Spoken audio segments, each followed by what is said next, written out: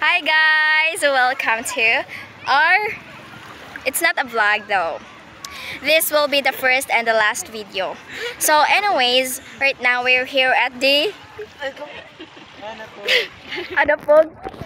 Yeah, Anapog, but we're here sa dagat. Yeah, it's a dagat. So you can see, if you're curious who are these people here, this is Elizabeth Rosiliosa and this is Harold Bender. and this is, Jan Anthony Quezon. in short, Anthony. Abin ako kuan. Never mind. And so, That's all. Charot. Mga ligo na to. tara, let's go back. Hi sir, if you're seeing this video, I just want to thank you for being a, like, how could I describe you? Maybe the most handsome, amazing, wonderful, kind, polite, Yes.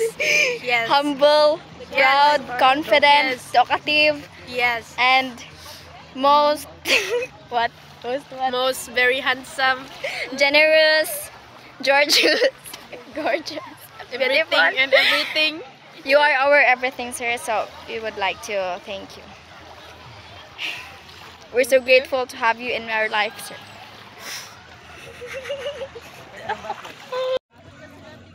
Munang example ako kay bata po lang kaibigan ko pagka libog kay galo to pagka high school kato si Jindy man sino namatay ra ba yung taon. Lindot yung mata, dark. Uma sa snake. Tag may tayo. Yan ay ko man ato ka.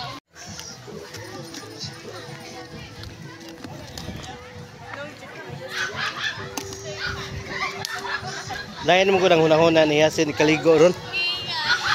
Ni nakabaw mo lang oy.